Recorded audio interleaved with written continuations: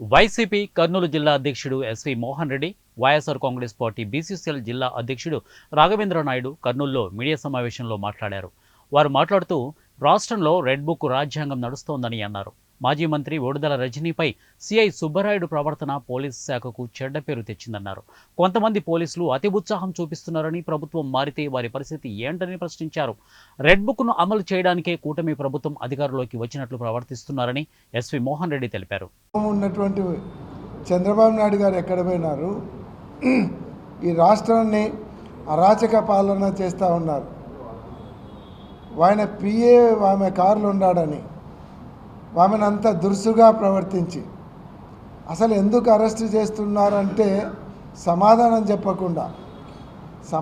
చెప్పకుండా ఆమెను అట్లా తోసేసి ఒక మహిళ మాజీ మంత్రివర్యులు ఒక గౌరవమైనటువంటి కుటుంబాన్ని నుంచి వచ్చినటువంటి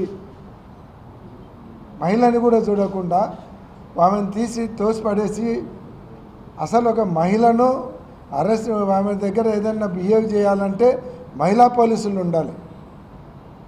మహిళా పోలీసులు కూడా లేకుండా ఒక సుబ్బరాయుడు అనేటువంటి సిఐ ఆమె చేపట్టుకొని లాగి తోసేసి కారులోకి ఎక్కి ఒక టెర్రరిస్ట్ను అరెస్ట్ చేస్తున్నట్టు ఎవడన్నా చూస్తే ఏమన్నా పాకిస్తాన్ టెర్రరిస్ట్ ఏమన్నా కారులో ఉన్నాడేమో, ఈ సిఐ అంత అత్యుత్సాహం చూపిస్తున్నాడు అనేటట్లు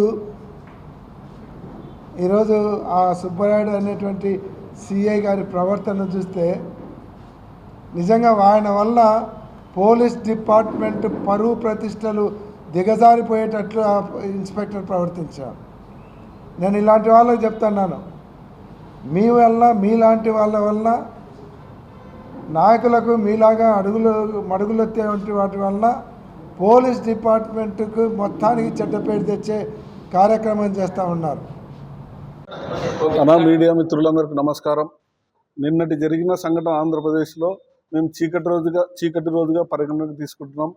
ఎందుకంటే కూటమి ప్రభుత్వము బీసీ మహిళ సాక్షాత్తు మాజీ మంత్రివర్యులు మహిళ పైన ఈ పోలీసు వారు చాలా బలవంతంగా ఆమె పిఏని అరెస్ట్ చేయడం చాలా దారుణమైన విషయం.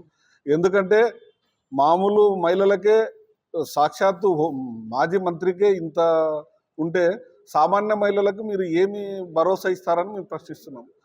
బీసీ మహిళలంటే కూటమి ప్రభుత్వం చాలా చిన్న చూపు ఉంది. ఒక 10 రోజుల కిందట కూడా ఒక స్కామ్ చేసినారు బీసీ మహిళల పేరు చెప్పి, కుట్టు మిషన్ల స్కాము 160 కోట్లు. మళ్ళీ ఈరోజు సాక్షాత్తు మాజీ మంత్రి విడుదల రజని గారి పిఏని అరెస్ట్ చేయడం కోసం కారు ఆపి ఆమె పర్మిషన్ లేకుండా కారులోకి దూరి చాలా అవమానపరిచినారు మహిళని. రాబో రోజుల్లో కూడా మీరు ఇలాంటి చర్యలు చేస్తే వైసీపీ నాయకులు కానీ కార్యకర్తలు కానీ భయపడే ప్రసక్తి లేదు. ఎందుకంటే బీసీలకు భరోసా ఇవ్వడానికి జగన్మోహన్ రెడ్డి ఫస్ట్ నుంచి బీసీల పక్షపాతి. కానీ రాబో రోజుల్లో మీరు ఇటువంటి చర్యలు చేసినా భయపడే ప్రసక్తి అయితే లేదు.